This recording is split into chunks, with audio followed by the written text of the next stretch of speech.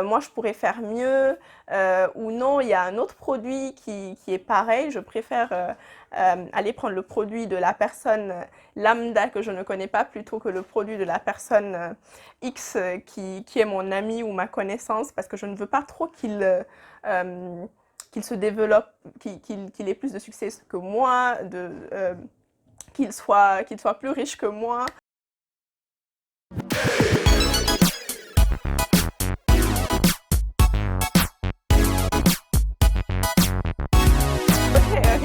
Hello! Alors vous êtes sur des Yelena Talk. Ici vous êtes nouveau sur la chaîne. Ici on aborde des sujets qui vous permettent de développer une meilleure version de vous-même. On aborde des sujets de self-esteem, mais pas que.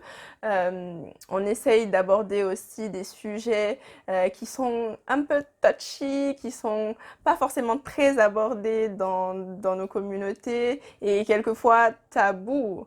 Donc si vous n'êtes pas encore abonné, abonnez-vous dès maintenant pour ne rien rater.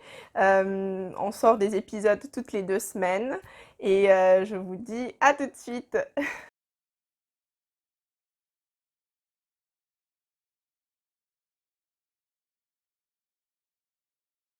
Donc aujourd'hui, on va aborder un sujet qui tourne autour de la solidarité dans la communauté. Alors fraternité, sororité, appelez ça comme vous voulez. Et aussi son lien avec les réseaux sociaux. Avec les réseaux sociaux, on a développé une sorte de voyeurisme parce que chacun a accès à la vie de l'autre, alors a accès à la vie de l'autre, en tout cas ce que la personne a envie de nous montrer.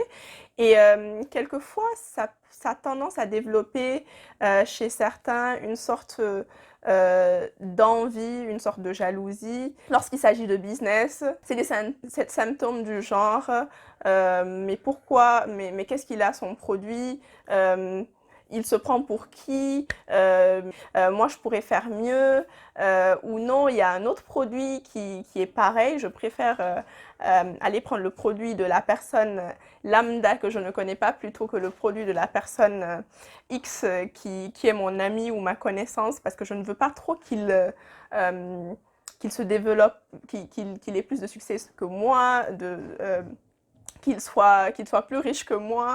En tout cas, ce genre de choses, quand c'est côté business, quand c'est côté vie privée, ah mais il ne mérite pas cette femme, ah non mais elle ne mérite pas cet homme-là, il a dû être avec elle parce qu'elle a l'argent, bref. Vous voyez un peu où je veux en venir.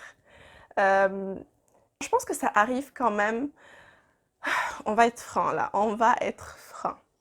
Je pense que ça peut arriver à tout le monde. Il y a la différence est que certains vont se rendre compte de ce qui se passe, ils vont se dire mais bon, stop, faut pas aller, faut pas entrer là, on va pas entrer là. Et d'autres vont vraiment être rentrer dans cet engrenage-là de jalousie où ils vont dire non, je n'ai pas envie de le soutenir, mais pourquoi lui, je vais le soutenir, pourquoi elle, je vais la soutenir. Pose-toi la question pourquoi. Parce qu'en fait, souvent quand vous vous rendez compte, quelquefois vous aimez pas quelqu'un juste comme ça. Tu regardes la personne, tu vois un peu ce qui se passe dans la vie de la personne, tu l'aimes pas. Pourquoi? Pourquoi? Parce que la personne là, tu ne l'aimes pas, parce que cette personne vit la vie que toi tu aimerais vivre. Mais cette personne là, elle s'est donné les moyens de vivre cette vie là. Cette personne là, elle a osé, elle s'est fixé des objectifs, elle s'est organisée, elle a de la discipline, elle s'est mise à l'action, tout simplement. Donc il ne faut pas en vouloir aux gens de travailler pour la réalisation de leurs rêves. Il faut pas en vouloir aux gens de faire ce que nous, on n'ose pas faire. Je pense que c'est vraiment la cause de notre mal-être. Donc tu peux te retrouver donc aigri comme ça pour rien. Tu vas être aigri pour rien. Si tu veux changer ça, mets-toi au boulot, fais les choses que tu as envie de faire. Si tu vois que cette personne-là qui est en train de prospérer, elle fait un truc et tu sens, tu dis, ah, mais moi aussi je pourrais faire ça. Ne tourne pas ça comme on dit, aigria chez nous. Ne tourne pas ça en aigria. Prends cette personne comme une personne inspirante. Va voir limite la personne. Tu dis, j'adore ce que tu fais. Tu m'inspires. J'aimerais travailler avec toi. J'aimerais que tu sois mon mentor. Comment tu as fait? Le marché, il y a de la place pour tout le monde dans le marché. Si en tout cas on ne se met pas au boulot, on n'a pas le droit vraiment de médire sur une personne ou on se fait du mal bêtement. Franchement, je trouve que c'est se faire du mal bêtement. Et surtout, comme je le disais, il ne faut pas comparer les parcours parce que chacun a traversé ses épreuves dans la vie à différents moments de notre vie. Donc, c'est pas parce que cette personne a eu du succès à 30 ans que toi, à 35 ans, tu vas te dire que tu as raté ta vie. Si vraiment tu t'y mets, il n'y a pas de raison pour que toi aussi, ton succès ne se trouve pas au bout de 5 années de travail ou au bout d'une année de travail acharné. Et surtout, il ne faut pas oublier que les gens vous montrent ce qu'ils ont envie de vous montrer. Cette personne-là peut paraître très heureuse, très successful sur les réseaux sociaux, mais en réalité, elle a beaucoup d'aspects de sa vie qui ne sont pas forcément très reluisantes, qu'on n'a pas forcément envie de montrer. Et c'est leur choix. Il ne faut pas en vouloir à quelqu'un ou juger quelqu'un parce qu'il montre que les jolies facettes de sa vie. Moi, en tout cas, si je trouve qu'une personne m'inspire, je n'hésite pas.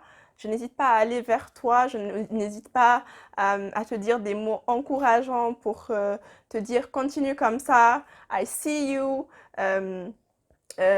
N'hésite pas à aller vers les gens pour intégrer leur réseau. N'hésite pas à demander de l'aide. N'hésite pas à apprendre tous les jours.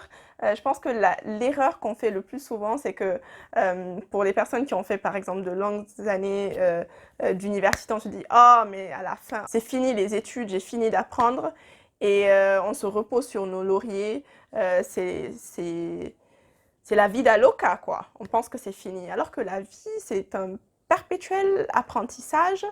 Je pense que c'est ce qui différencie les personnes successful d'une personne qui refuse de sortir de sa zone de confort. Dites-moi comment vous faites pour vous entourer de personnes inspirantes, comment vous faites donc pour entretenir un cercle vertueux de solidarité, comment tu fais pour avoir autour de toi des personnes qui te soutiennent et de supprimer donc la négativité, les rivalités malsaines autour de toi, parce que certaines rivalités peuvent être assez saines où on se dit « Ah, mais je peux mieux que toi, donc je vais vraiment bosser pour ça. » Et ça ne signifie pas que tu vas rabaisser l'autre personne, mais vous vous poussez mutuellement à aller de l'avant. Comment tu fais pour utiliser donc les réseaux sociaux à bon escient, pour entretenir donc ton cercle, ta communauté.